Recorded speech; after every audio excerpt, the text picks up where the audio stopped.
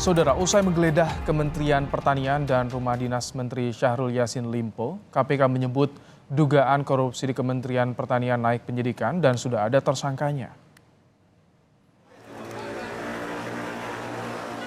Komisi Pemberantasan Korupsi memastikan kasus dugaan korupsi di lingkungan Kementerian Pertanian sudah masuk ke tahap penyidikan.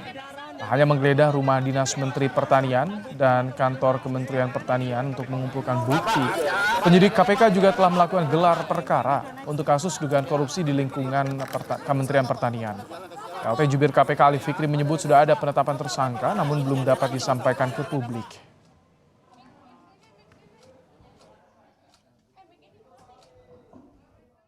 Dalam proses penyidikan itu pasti kemudian ada pihak yang ditetapkan sebagai tersangka, begitu ya. Namun siapa tersangka atau para tersangka yang sudah ditetapkan tersebut pada saatnya nanti pasti kami akan umumkan secara resmi, begitu ya. Jadi kemana arah penegakan hukum yang saat ini tengah berlangsung di KPK untuk mengusut dugaan suap di lingkungan Kementerian Pertanian? Kita terhubung dengan peneliti Pusat Kajian Anti Korupsi UGM, Zainur Rohman. Selamat petang, Mas Zain. Selamat petang, Mas Ibrahim. Mas Zain, ada uang puluhan miliar rupiah yang disita KPK di rumah dinas Mentan Syahrul Yassin Limpo. Ini bisa jadi bukti nggak bahwa ada dugaan keterlibatan Mentan di kasus yang tengah diusut oleh KPK? Tentu itu yang harus diselidiki lebih lanjut oleh KPK, keterkaitan antara uang yang jumlahnya begitu besar dengan dugaan tindak pidana yang sedang diusut oleh KPK di Kementerian Pertanian. Memang KPK menyampaikan ini ada beberapa klaster, tetapi memang dari awal yang mengemuka adalah adanya dugaan permintaan setoran dari berbagai level jabatan dari bawah hingga atas di internal Kementerian Pertanian, apalagi jika mereka mau melakukan promosi jabatan untuk menduduki pos-pos jabatan yang strategis, maka diminta sejumlah uang atau biasa disebut sebagai jual beli jabatan. Nah, dari informasi-informasi terdahulu ternyata diduga kuat ada dugaan bahwa eh, orang kepercayaan Menteri Pertanian berperan sebagai pemungut yang kemudian mengumpulkan sejumlah uang dari para pejabat di internal Kementerian Pertanian, kemudian digunakan untuk kepentingan pribadi. Nah, tentu ini kemudian menjadi beban. Kenapa? Oke. Karena kalau pejabat di tingkat bawah, Mas Ibrahim, harus setor ke atasan, maka pejabat-pejabat ini akan mencari sumber setoran. Nah, sumber setorannya biasanya juga berupa korupsi. Baik, Nah, Mas Zain. beberapa informasi, ya. Kalau tadi kan disampaikan soal klaster tadi ada suap, ada pemaksaan yang disampaikan meminta pemaksaan. Itu masuknya apa? Suap, gratifikasi atau pemerasan? Dan nanti klasifikasi hukumannya itu ancaman hukumannya bagaimana, Mas Zain? Ya, nanti akan diklasifikasi oleh KPK. Masing-masing perbuatan memenuhi unsur yang mana.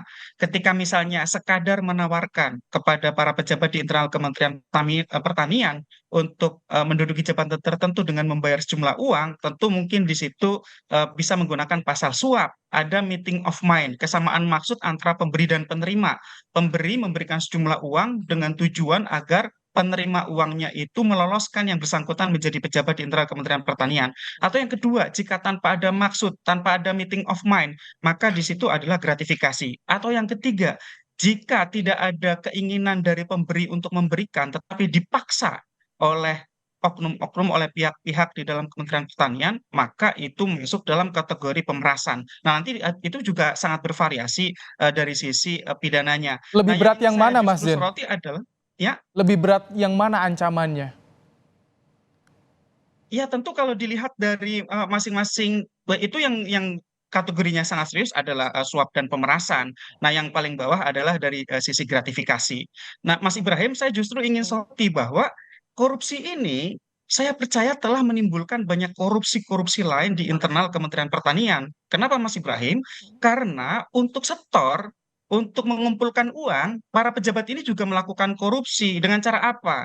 Memanipulasi surat perjalanan dinas, memanipulasi anggaran-anggaran di internal satkernya. Juga tidak tertutup kemungkinan terkait dengan program pengadaan yang dilakukan di internal internal Kementerian Pertanian. Apakah program-program pengadaan yang terkait dengan alat pertanian mungkin, terkait dengan program-program pemerintah mungkin, sehingga di situ ini harus ditelusur oleh KPK. Korupsi ini pasti telah menimbulkan korupsi-korupsi yang lain. Kalau Semua sampai harus banyak diungkap secara sampai tingkat tuntas. bawah itu gimana untuk pengusutannya? Instrumennya saat ini KPK seperti apa? Apakah mumpuni untuk bisa menyasar sampai bawah? Ya, ini justru menjadi tantangan yang menarik buat KPK ya. Kenapa? Karena minimal dari sisi pejabatnya, eselon 2 ketika mereka mau menjabat, mereka diminta store. Maka KPK harus usut sampai sana setidak-tidaknya agar eselon-eselon 2 ini bisa diperiksa oleh KPK bagaimana proses ketika mereka dulu memperoleh jabatan. Ya, mereka apakah kemudian mengumpulkan uang dari para vendor apa namanya pengadaan barang dan jasa di internal Kementerian Pertanian atau mereka mengumpulkan dari berbagai pos-pos anggaran termasuk perjalanan dinas di internal Kementerian Pertanian, Mas Ibrahim. Oke, Nah, oke. ini harus dipetakan secara tuntas dan juga KPK jangan segan-segan juga untuk memproses semua pihak yang terlibat, tentu sesuai dengan porsi perbuatan dari Baik. masing-masing Mas Zen, pihak yang terlibat, Mas Ibrahim. soal kejelasan status hukum dari Mentan Yassin Limpo ini kapan sebaiknya KPK menyampaikan? Sesegera mungkin atau seperti apa untuk menghindari adanya spekulasi di luaran sana, Mas Zen? Di KPK ada satu kebiasaan baru di era kepemimpinan Pak Firly Bahuri, yaitu pengumuman tersangka dilakukan jika sudah dilakukan penahanan. Nah, sedangkan kita tahu kalau bicara soal misalnya Menteri Pertanian saat ini sedang berada di luar negeri, belum pulang ke Indonesia. Apakah benar Pak Menteri Pertanian yang menjadi tersangka atau tidak? Tentu nanti akan disampaikan oleh KPK melalui pengumuman resminya. Tetapi kita menjadi paham kenapa sampai sekarang belum diumumkan karena sangat mungkin pihak-pihak yang terkait dengan korupsi ini saat ini tidak berkedudukan di Indonesia sehingga belum dilakukan pengumuman.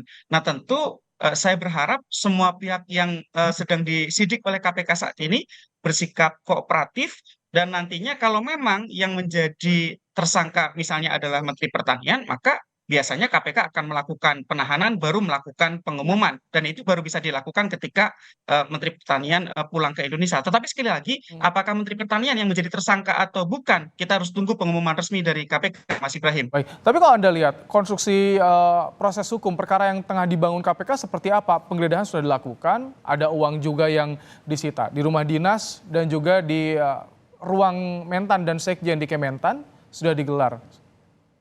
Mas Zen. Ya, dari tahap penyelidikan itu KPK sudah pegang banyak banyak alat bukti, apalagi ketika sudah naik ke tahap penyidikan. KPK sudah yakin telah terjadi tindak pidana, sudah pegang alat bukti dan sudah tahu kira-kira siapa saja yang bertanggung jawab secara hukum.